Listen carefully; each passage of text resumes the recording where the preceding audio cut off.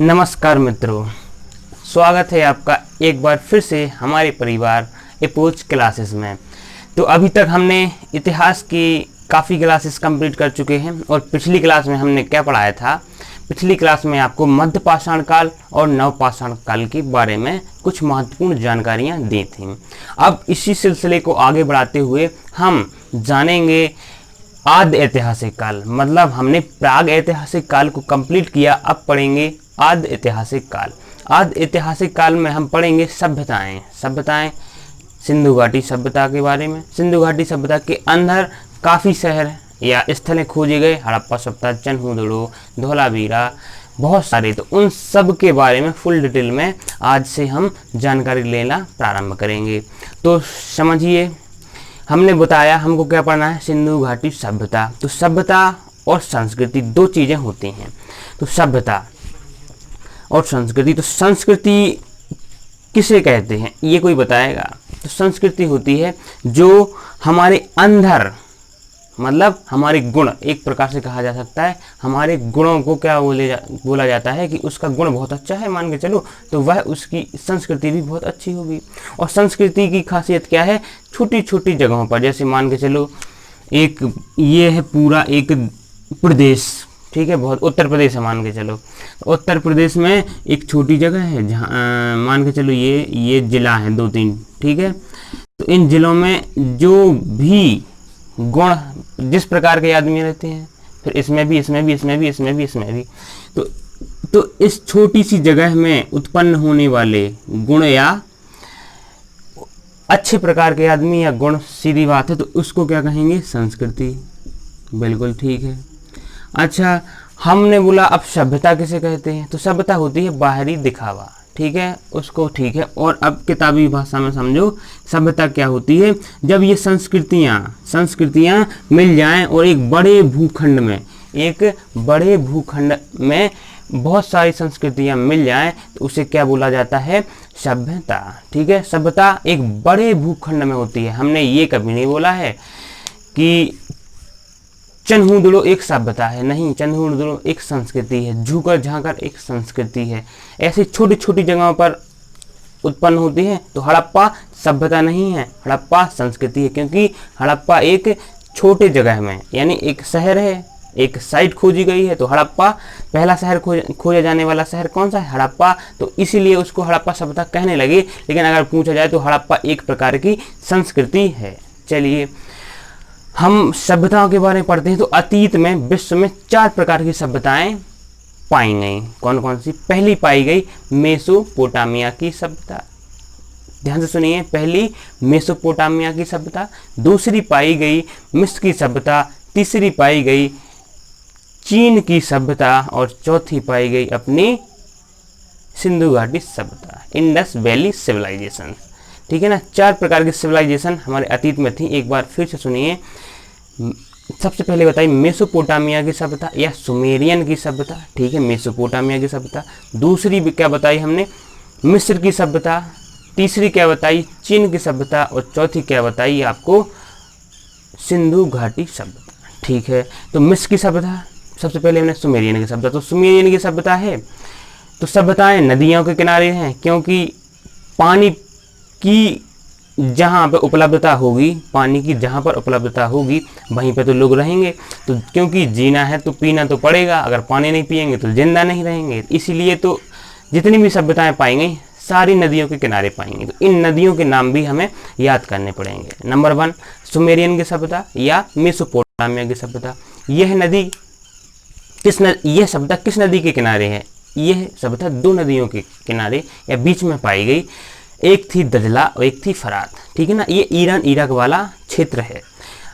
तो बताइए इनके वर्तमान के नाम क्या हैं, किनके? दजला और फरात के। तो दजला का और फरात के वर्तमान नाम है यूफ्रेटस और टिग्रिस। क्या? यूफ्रेटस और टिग्रिस, ओके। मेसोपोटामिया में, मेसो और पोटामिया का अर्थ है, मेसो का मतलब होता है क्या, बीच में, और पोटामिया का मतलब स्थल, मतलब नदियों के बीच में, ठीक है ना। नदियों के बीच में जो सभ्यता पाई गई उसे मेसोपोटामिया कहा गया, ठीक है। इसमें 4 प्रकार की इस सभ्यता में 4 प्रकार की संस्कृतियां डेवलप हुई। कौन कौन सी 4 प्रकार की सभ्यताएं? एक बेबीलोन, एक थी सुमेरियन की सभ्यता, एक असीरियन, एक कॉल्ड्रियन। कौन सी? Babylon, Sumerian, Assyrian and Chaldean. कौन कौन सी? बेबीलोन। अच्छा, क्वेश्चन पूछा जाएगा कि बताइए कि निम्न में से कौन सी संस्कृति सुमेरियन की सभ्यता या असीरियन की सभ्यता या मेसोपोटामिया से संबंधित है? तो आप इन चारों में से एक देख लेना, तो आपको चारों मालूम है, अब जो भी उसका आंसर होगा आप फट से दे पाएंगे। कौन कौन सी हमें बताया? Babylon, Assyrian, Sumerian, Chaldean. ठीक है ना। चलिए अब इसके बाद हम देखेंगे क्या हमने दूसरी सभ्यता क्या बताई थी। इनके बारे में ज़्यादा डिटेल में नहीं पढ़ना है क्योंकि हम पढ़ रहे हैं भारत का इतिहास, तो हमें अपने भारत की ज़्यादा जानकारी लेनी है। विश्व इतिहास में हम विश्व के बारे में पढ़ने की या चर्चाएं करेंगे डिटेल में। फिर पढ़ी है मिस्र की सभ्यता। तो मिस्र की सभ्यता क्या है?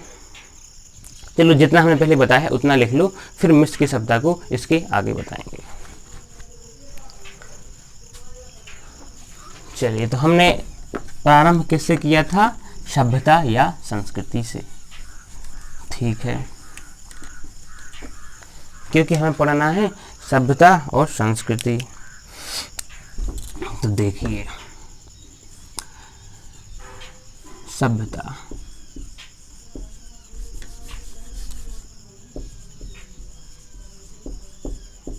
और संस्कृति। सभ्यता और संस्कृति के हमने बारे में बताया। संस्कृति क्या होती है? एक छोटे भूखंड या छोटी स्थल या छोटी जगह पर उत्पन्न या पर विकसित, ये छोटे स्थल पर विकसित होती है। और संस्कृति का एक्चुअली अंदर क्या होता है? अंदर के गुण। ठीक है। अच्छा, सभ्यता हमने क्या बताया है? छोटी छोटी संस्कृतियों से मिलकर हमारी सभ्यता बनती है। बस ये याद रख लो। वैसे पेपर के लिए तो इम्पोर्टेंट नहीं है, लेकिन हमें जानकारियाँ होनी चाहिए। तो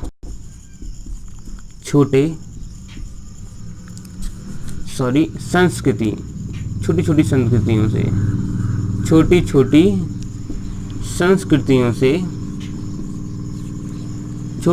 संस्कृतियों से मिलकर हमारी क्या बनती है? हमारी सभ्यता बनती है। ठीक है, हमने फिर देखा कि सभ्यताएं कितने प्रकार की थीं, मतलब हमने अतीत में सभ्यताएं कितनी पढ़ी हैं? तो हमने पढ़ी हैं 4 सभ्यताएं या 4 सभ्यताओं की खोज की गई। नंबर 1 सुमेरियन की सभ्यता। दूसरी हमने खोजी मिस्र की सभ्यता।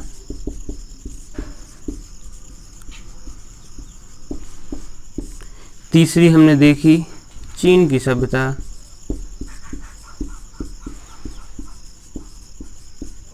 और चौथी देखी हमने अपनी ही कौन सी? सिंधु घाटी सभ्यता।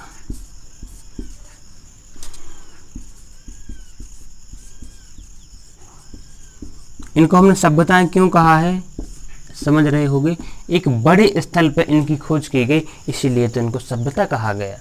ठीक है, हमने सुमेरियन की सभ्यता के बारे में कुछ 2-3 पॉइंट बताए थे। चलिए देखिए, सुमेरियन की सभ्यता किस नदी के किनारे है? तो उसका आंसर है दजला और फरात।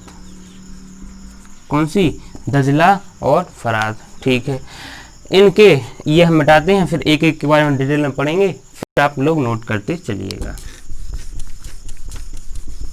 तो सुमेरियन की सभ्यता किस नदी के किनारे है? सुमेरियन, इसी का अन्य नाम क्या है? मेसोपोटामिया की सभ्यता। इसे बोलते हैं मेसोपोटामिया की सभ्यता। इसको विश्व की सबसे पुरानी सभ्यता होने का दर्जा प्राप्त है। तो ये क्या है? विश्व की सबसे पुरानी सभ्यता या विश्व की प्राचीन सभ्यता। अच्छा, इनके नए नाम या वर्तमान नाम क्या है? तो इनके वर्तमान नाम क्या है? इनके वर्तमान नाम है यूफ्रेटस और टिग्रिस। याद कर लें, टिग्रिस। कभी कभी दे देता है वो आपको ऑप्शन में देगा, बताइए कि सुमेरियन की सभ्यता किस नदी किनारे और दजला फरात आपने याद किया और दजला फरात आपको नहीं दिया गया, उसमें दे दिया टिग्रिस और यूफ्रेटस। तो बस आपके चारों खाने चित्त। तो हमें क्या पढ़ना है? उनके वर्तमान नाम भी हमें याद करने पड़ेंगे। ठीक है, इससे विश्व की सबसे पुरानी सभ्यता का दर्जा प्राप्त है। यह ग्रामीण सभ्यता थी। ग्रामीण सभ्यता कैसे पता चला होगा हमें?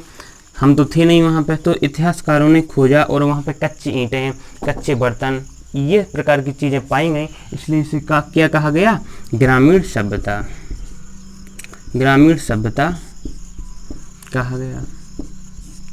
अच्छा, और इसकी जो लिपि है ना, इसकी लिपि को पढ़ा है किसी ने? उसका नाम बताओ। इसकी लिपि को पढ़ा गया, पढ़ा गया। और पढ़ा किसने है?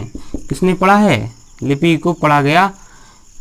लिपि को किसने पढ़ा? ये लिख लो तो ज़्यादा सही रहेगा। को किसने पढ़ा? तो ये पढ़ा है अपना, किसने? रॉलिंसन। नाम सुना होगा, रॉलिंसन। तो यस सर, रॉलिंसन एक साहब थे। उन्होंने 1855 के समथिंग लगभग सुमेरियन सभ्यता की लिपि को पढ़ने की कोशिश की और कुछ हद तक पढ़ भी पाए हैं।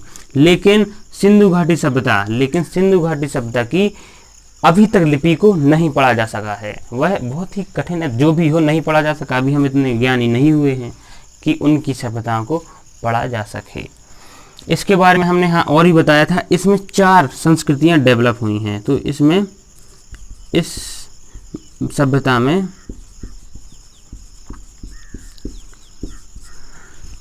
4 संस्कृतियों का विकास हुआ। कौन कौन सी? ये याद रख लेना। बेबीलोन का नाम सुनते ही एक चीज़ याद आ जाना चाहिए, सिकंदर की जो समाधि है यहाँ बेबीलोन में ही है। ठीक है। Number 2 Babylon Assyrian. नंबर 3 कॉल्ड्रियन।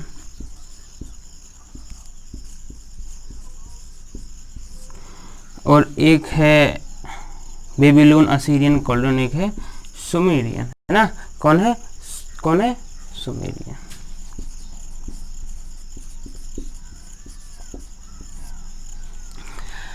तो हमने एक बार और देख लो, सुमेरियन की सभ्यता किस नदी किनारे है? दजला फरात नदी।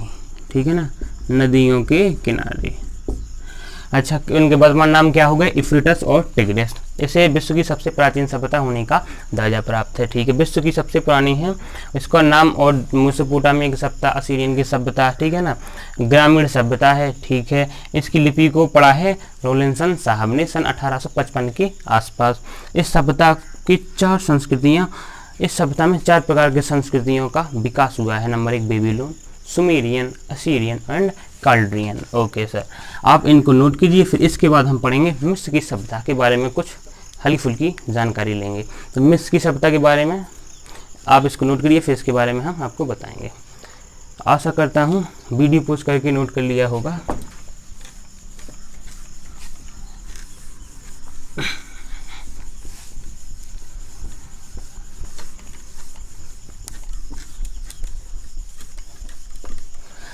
तो मिस्र की सभ्यता किस नदी के किनारे है? कोई बताएगा? जी सर, मिस्र की सभ्यता है नील नदी के किनारे। कौन सी नदी के किनारे? नील नदी के किनारे। मिस्र की सभ्यता नील नदी के किनारे है, बिल्कुल। और मिस्र की सभ्यता होगी कहाँ पे? अच्छा, ये जो हमने बताया है, क्या बताया है हमने? सुमेरियन की सभ्यता, ये कहाँ पे है? इनकी लोकेशन कहाँ है? सुमेरियन की सभ्यता है ईरान, इराक वाले क्षेत्र में। ठीक है ना, तो ये याद रखना, ये हमने लिखना भूल गए थे। इसका जो लोकेशन है, इसकी लोकेशन ईरान और इराक वाले क्षेत्र में है। तो मिस्र की सभ्यता, चलिए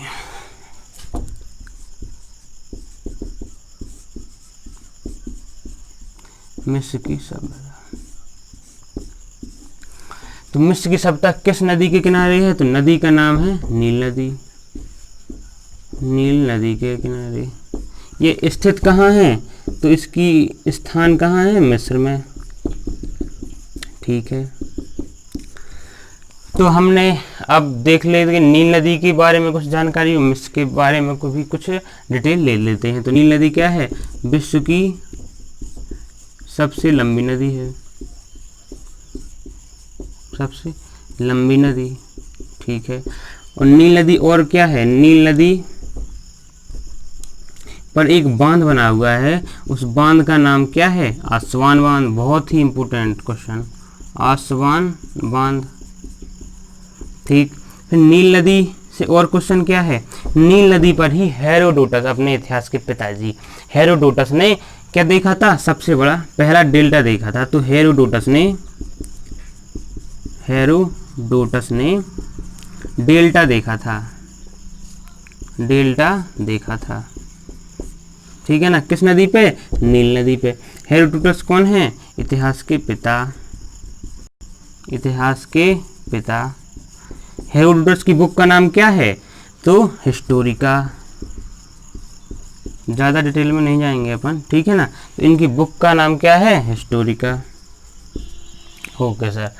अब मिस्र में देख लो, मिस्र की भी ज़्यादा ज़रूरी है, एक दो पॉइंट। तो मिस्र के राजाओं को क्या बोला जाता है? मिस्र के राजाओं को फराहो कहा जाता है। राजाओं को फराहो कहा जाता है, फराहो। अब क्वेश्चन पूछेगा फराहो क्या है? फराहो क्या है? ऑप्शन में होगा एक राजा, एक रानी, एक महल, एक शहर। तो अगर आपको पता होगा कि फराहो किसे कहा जाता है? मिस्र के राजाओं को फराहो कहा जाता है। और मिस्र की मिट्टी का नाम क्या है? कीमिया है। ठीक है, और कीमिया में पाए जाते हैं अनेक प्रकार के तत्व। तो इस मिट्टी से ही बनी है केमिस्ट्री। और केमिस्ट्री के जनक कौन है? केमिस्ट्री के जनक हैं लेवोसिए। तो मिस्र ये हो गया। अच्छा, मिस्र में विश्व का सबसे बड़ा पिरामिड है कौन सा? विश्व का सबसे बड़ा पिरामिड कौन सा है? तो उसका नाम है गीजा का पिरामिड। गीजा का पिरामिड। गीजा के पिरामिड में एक दो खासियत है, क्योंकि ये इस गीजा के पिरामिड में गुरुत्वाकर्षण बल की, एक गुरुत्वाकर्षण बल होता है ना, जिससे हमने ये पेन फेंका तो नीचे चला गया है ना, तो ये गुरुत्वाकर्षण बल की कमी है। तो यहाँ पे जो इलेक्ट्रिक मशीन्स हैं वो ऑटोमेटिक चलना बंद हो जाती हैं, ठीक है ना। तो यहाँ पे क्या है? गुरुत्वाकर्षण बल की कमी। तो ये नहीं समझना कि वहाँ पे भूत वगैरह वगैरह कोई है, तो ऐसा कोई बात नहीं है कि हम वहाँ पे मशीन ले जाती हैं चलती नहीं है, यानी क्या बात है? तो गुरुत्वाकर्षण बल की कमी। Okay sir. मिस्र के राजाओं को फराहो कहा जाता है। मिस्र की मिट्टी कीमिया है, कीमिया से बना केमिस्ट्री, केमिस्ट्री के पिता कौन है? लेवोसिए जी हैं। ठीक है। विश्व का सबसे बड़ा पिरामिड गीजा का पिरामिड है। इसमें गुरुत्वाकर्षण बल की कमी पाई जाती है। अच्छा, हम बताएंगे मिस्र के राजा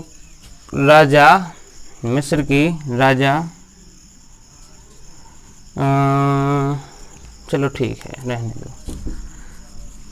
फिर से देखो, मिस्र की सभ्यता नील नदी के किनारे है, इसका स्थान है मिस्र में ही। मिस्र नील नदी विश्व की सबसे बड़ी लंबी नदी है, इस पर एक बांध बनाया गया है, आसवान बांध बनाया गया है। हेरोडोटस ने नील नदी पर ही सबसे पहला डेल्टा देखा था। इनको इतिहास का पिता भी कहा जाता है हेरोडोटस की बुक का नाम हिस्टोरिका है। हिस्टोरिका के बारे में भी हम बता देते, लेकिन रहने दो। मिस्र जितना पढ़ो काम की चीज़ पढ़ो। मिस्र के राजाओं को फराहो कहा जाता है। मिस्र की मिट्टी कीमिया है, कीमिया से ही बना है केमिस्ट्री, और केमिस्ट्री के पिता लेवोसिए है। मिस्र में ही विश्व का सबसे बड़ा पिरामिड है, जिसको गीजा का पिरामिड कहा जाता है। और गीजा के पिरामिड में गुरुत्वाकर्षण बल की कमी है, इसलिए वहाँ पे जो मशीन्स हैं, इलेक्ट्रिक मशीन्स हैं, अपने आप बंद हो जाती हैं। चलिए इसको आप नोट करने का प्रयास करें। इसके बाद इसके आगे हम पढ़ेंगे क्या, इसके आगे हम पढ़ने की कोशिश करेंगे चीन की सभ्यता। चलिए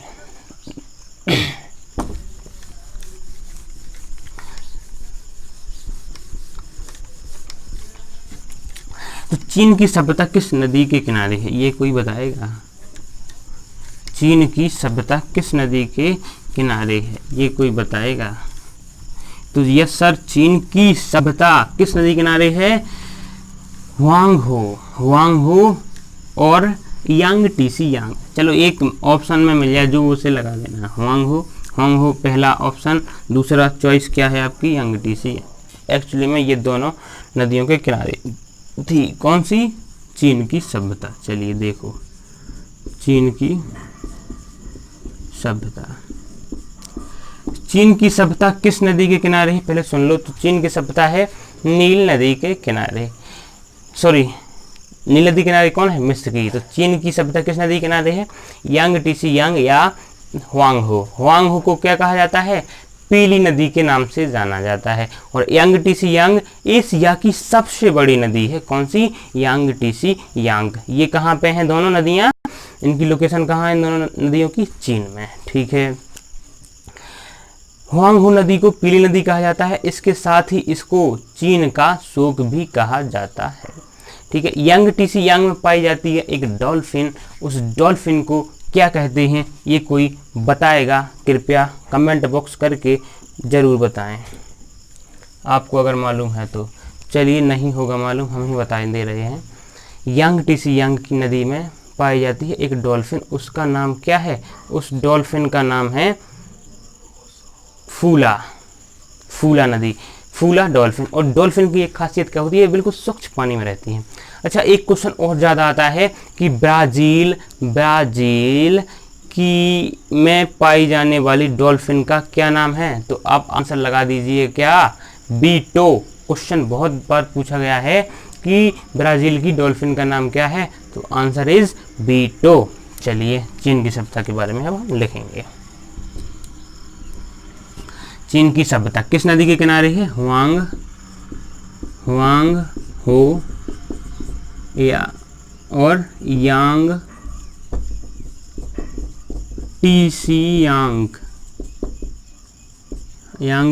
यांग नदी के किनारे पर अवस्थित है। यह कहाँ पे है? यह चीन में ही है, क्योंकि चीन की सभ्यता है।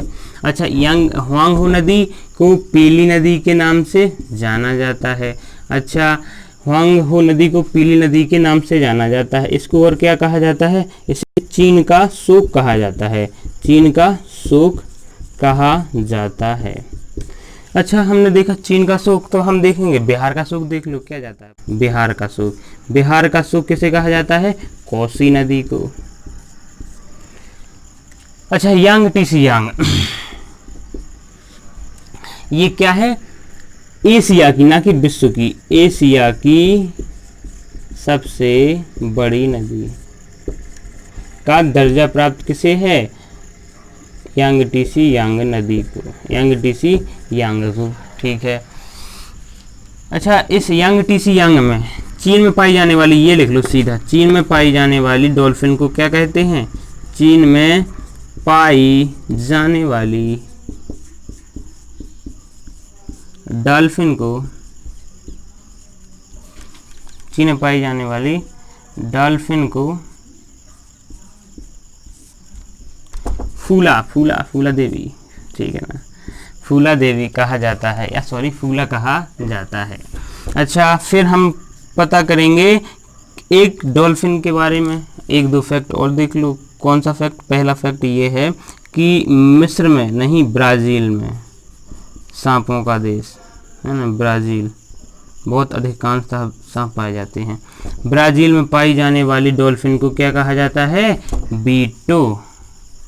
बीटो जी कहा जाता है। वो बीटो मतलब ये नहीं समझना, बीटो। तो डॉल्फिन कहाँ रहती है? डॉल्फिन रहती है हमेशा स्वच्छ पानी में, स्वच्छ, साफ पानी लिख लो, साफ पानी में रहती है। ये मित्र भी इसको मित्र भी बोला जाता है मनुष्य का।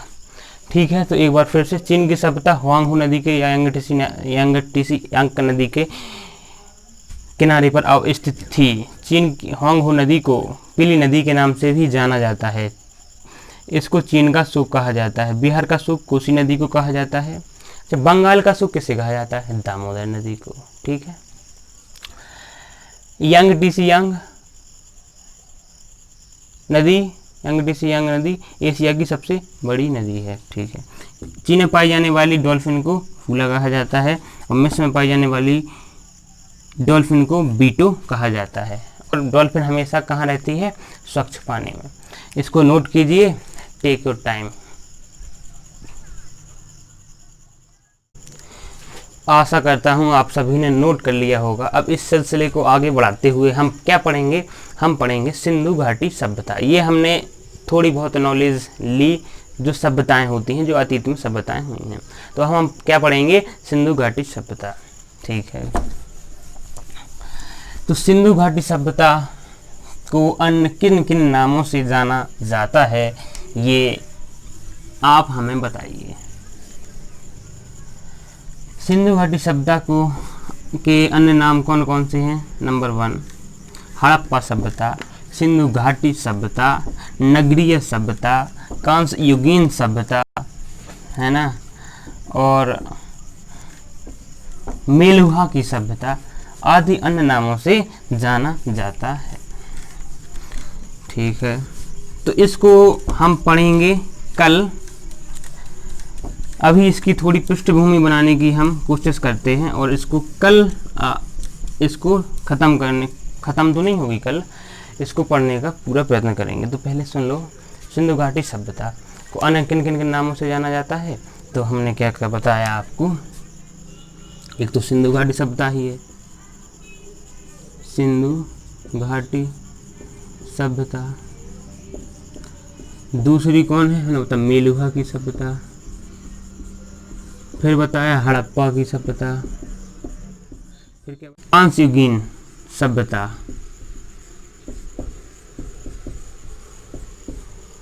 आदि नामों से हम अपनी सभ्यता सिंधु घाटी सभ्यता को जानते हैं। अच्छा, इसको सिंधु घाटी सभ्यता क्यों कहा जाता है? क्योंकि सिंधु घाटी नदी के किनारे यह अवस्थित थी, इसलिए इसको क्या कहा जाता है? सिंधु घाटी सभ्यता।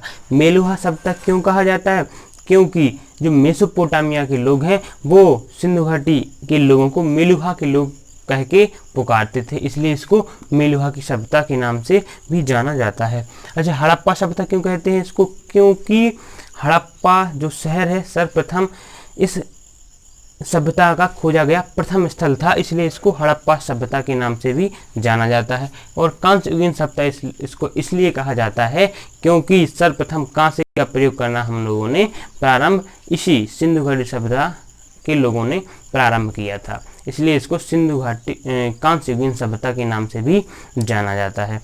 अब इसके बारे में हम कालक्रम, शहर, इसकी राजनीतिक, आर्थिक, सामाजिक जितने भी प्रकार की जानकारी हमें आपको देनी है वो कल से आपको कंटिन्यू करेंगे। तब तक के लिए देखते रहिए हमारा एपिसोड। तब तक के लिए धन्यवाद। अपना और अपनों का ख्याल रखें। Thank you.